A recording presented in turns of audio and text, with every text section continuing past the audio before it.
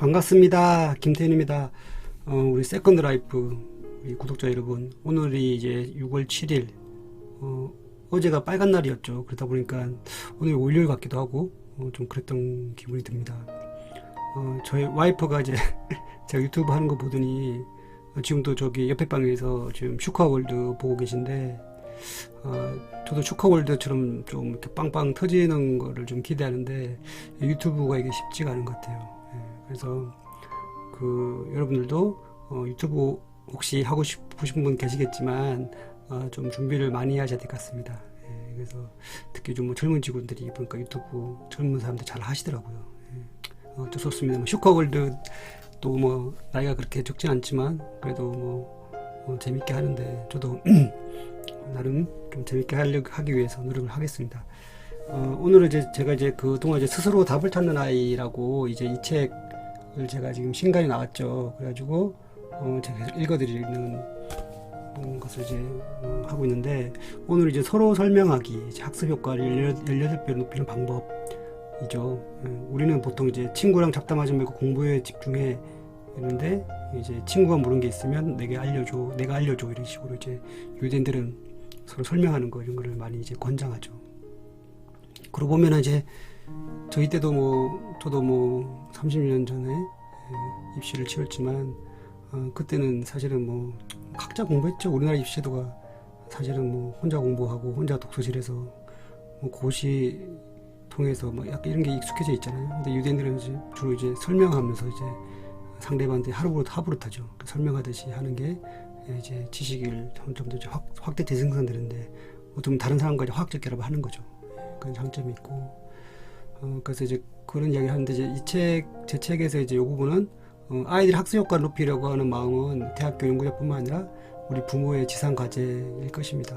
저도 그렇고, 이와 관련해서 여러 가지 이제 학습 방법에 따라 연구를 했는데, 이제 24시간 후에 이제 어떤 머릿속에 얼만큼 남았는지를 이제 연구를 한 게 있어요. 아마 좀 유명한 연구인데, 미국 행동과학 연구소에서 이제 학습 효율성 피라미드라는 연구 결과를 발표했죠. 연구소는 학습한 지 24시간 후에 학생들 머릿속에 얼마나 남아있는지 측정했는데, 교육 전문가들은 유대인 자녀 교육을 연구한 결과 하브루타에서 서로 설명하기, 티칭, 협동, 토론, 체험 및 자연스럽게 어우러져 있어서 학습 효과가 높다고 이제 이야기를 하죠. 우리나라 같은 경우는 이제 일방적으로 설명하고 선생님 일방적으로 설명하죠. 그래서 가장 효과적인 학습 효과를 선생님만 누리는 그런 아이러니한 상황이 벌어지고 있는 거죠. 그래서 하브루타를 통한 이제 서로 설명하기는 강의를 속조 듣는 것보다 18배 효과가 있다고 합니다. 밑에 보시면 이제 피라미드가 있죠. 서로 설명한 거는 이제 90% 가까이가 이제 남아있다 하면 24시간 이후에 우리가 보통 듣기는 5% 남아있죠.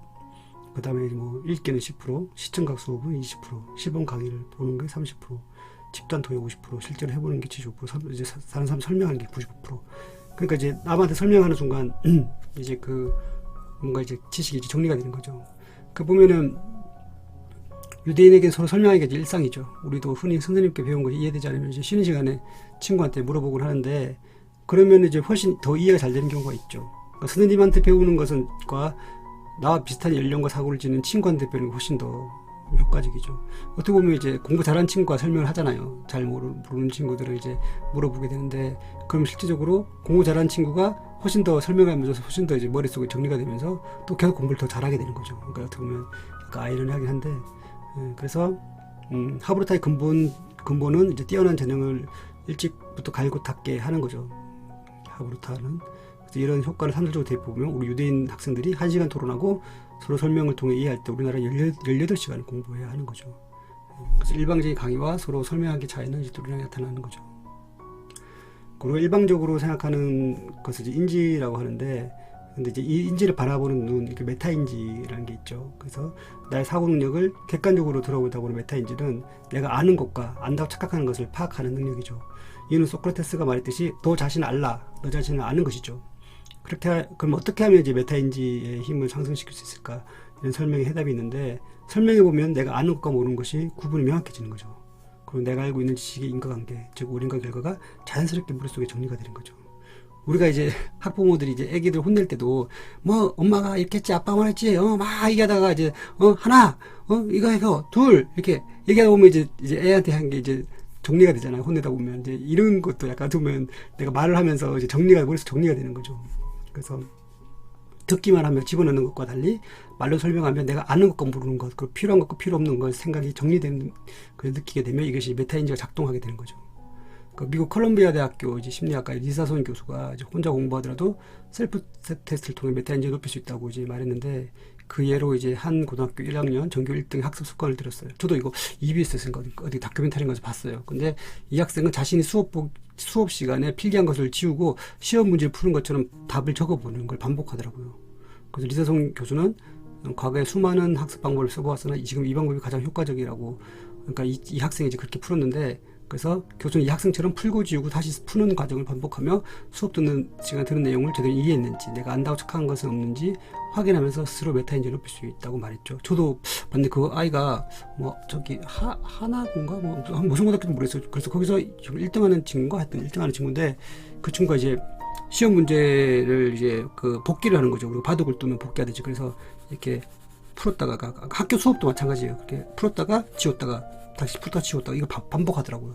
그러면서 그 과정에서 계속 이제 이해도 올라가는 걸 봤는데, 그래서 우리나라 유대인과 교육 환경이 매우 다르지만 이제 그동안 옳다고 생각해왔던 학습에 대한 생각이 항상 옳지 않다는 것을 좀 인식해야 한 것 같습니다. 그래서 일단 외우고 보는 그런 교육 말고, 입시라는 이제 관문 앞에서 우리 부모들 하나씩 작아질 수밖에 없지만 우리 아이들의 미래를 위해 장기적 관점에서 사고를 확장해줄 방법이 무엇인지 함께 고민해봤으면 좋겠습니다. 자신의 말로 설명하지 못하면 모르는 것과 같기 때문이죠. 그래서 나를 위한 시간, 이제 제 책에 보면 이렇게 꼭 마지막 장에 이제 그 끝장에 이제 이렇게 한번 생각을 정리해보는 그 페이지가 있죠. 그래서 나는 내 아이에게 내 일을 어느 정도 설명할 수 있는가, 그리고 아이에게 내 일을 어떤 방식으로 설명하는 것이 효과적일까. 그러니까 내가 이제 아이랑 내 자비라든지 내 일상에 대해서 한번 설명해 주는 것도 한번 시도해 보는 것 좋을 것 같습니다. 그래서 이제 6월도 이제 좀 중순이죠. 그래서 저희 딸도 지금 고등학교 1학년인데 벌써 기말고사 친다고 이제 준비하고 있어요. 그러니까 이게 뭐 중간고사 치고 조금 머리 좀 식히면 또 이제 기말고사고, 그것도 이제 또 다음 때 또 방학도 이제 다음 달에 있잖아요. 하여튼 뭐 우리 지금 뭐 초등학생 학부모든 중학 고등학교 학부모든 다들 지금 각자의 그런 삶과 교육에 대해서 많은 고민을 하고 계실 것 같습니다. 그래서 제 책 생각 그릇을 키우는 우리 아이의 40가지 방법, 이 책처럼 스스로 답을 찾는 아이를 만들기 위해 뭐 챗GPT 시대잖아요. 지금 요즘은 이제 질문이 중요하죠. 뭐 키워드 뭐 검색만 잘하면 다 답이 나오니까. 그래서 단순히 답을 이제 찾아가는 게 아니고 질문을 하고, 또 스스로가 이제 답을 스스로 한번 좀 질문도 그렇고 답도 찾아보는 그런 자기주도적인 아이로 키우기 위해 우리 부모님도 함께 노력했으면 좋겠습니다. 네, 감사합니다. 이 책에 대해서 계속 내용을 전해드릴 건데, 혹시 계속 듣고 싶으신 분은 구독, 좋아요, 뭐 알람까지는 아니겠지만 구독, 좋아요 잘 부탁드리겠습니다.